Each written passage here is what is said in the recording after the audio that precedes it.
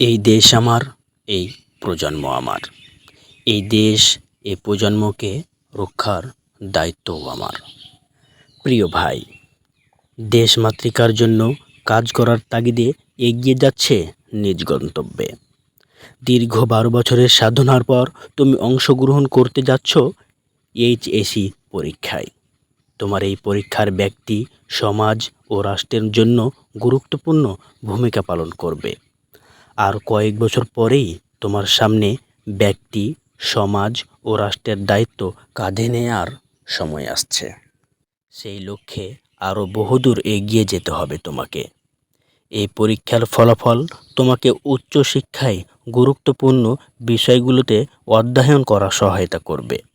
মনে রাখবে, এই পরীক্ষার ফলাফল শুধু তোমার নয়, বরং মা বাবা, ভাই বোন, পাড়া প্রতিবেশী, আত্মীয় স্বজন, শিক্ষক মণ্ডলী ও তোমার শিক্ষা প্রতিষ্ঠানের মুখ উজ্জ্বল করবে।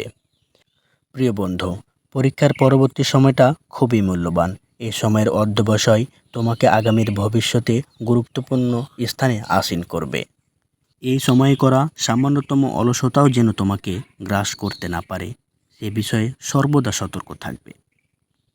হে আগামীর নির্মিতা, 1906 সাল মোতাবেক 69 হিজরি থেকে ইসলাম বাংলাদেশে আলো ছড়িয়ে যাচ্ছে বলে ঐতিহাসিক সূত্রে প্রমাণিত।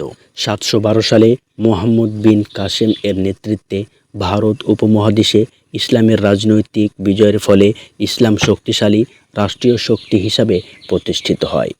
1204 সালে এখতিয়ার উদ্দিন মোহাম্মদ বিন বখতিয়ার জলিলি বাংলামূলক বিজয়ের মাধ্যমে বাংলায় প্রতিষ্ঠিত হয় ইসলামের রাজনৈতিক ভিত্তি। 1957 সালে পলাশীর বিপর্যয়ের মধ্য দিয়ে ব্রিটিশরা মুসলিম রাজশক্তি দখল করে, ফলে আমরা নির্যাতনের শিকার হতে থাকি। মুক্তির জন্য লড়াই চলতে থাকে অব্যাহতভাবে। আমাদের এই অঞ্চলেও পীর শরীয়তুল্লাহ ও হাজী তিতুমীরের যথাক্রম নেতৃত্বে গড়ে ওঠে ফরায়েজি আন্দোলন ও বাঁশের কেল্লা। 1947 সালে দ্বিজাতি তত্ত্বের ভিত্তিতে জন আকাঙ্ক্ষার প্রতিফলন হিসাবে পাকিস্তান নামক ইসলামী রাষ্ট্র গঠিত হয়।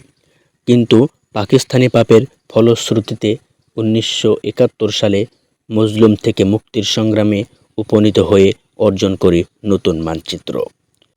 2024 এর জুলাই আন্দোলন, রক্তপাত, ঘাত প্রতিঘাত, আহত এবং শাহাদাত, যার রাজসাক্ষী তুমি নিজে। ইতিহাসের দীর্ঘ ধারাবাহিকতায় বাস্তবতা হলো, বাংলার সূচনা লগ্ন থেকে ইসলামের সাথে সম্পর্ক থাকলেও বাংলায় রাষ্ট্র পর্যায়ে ইসলাম কখনো মজবুত অবস্থানে যেতে পারেনি। প্রিয় বন্ধু, অবহেলিত এই দেশ আমাদেরকেই গড়তে হবে। এই দেশ নিয়েই আমাদের যত স্বপ্ন। এই জন্যেই তোমরা যত সচেতন হবে, জাতির সুখ দুঃখ নিয়ে ভাববে, প্রতিকারের জন্য মন আনচান করবে, দেশ মাতৃকার দুঃখ গোচার সময় ততই নিকটবর্তী হবে। তোমাদের আত্মপরিচয় ধারণ করার মাত্রা তত বাড়বে। প্রিয় স্বদেশ তত বেশি নিরাপদ হবে। তোমাকে অবিরাম সাধনায় নিমগ্ন হতে হবে, যাতে এদেশের সর্বত্রই ইসলাম আধিপত্য বিস্তার করতে পারে।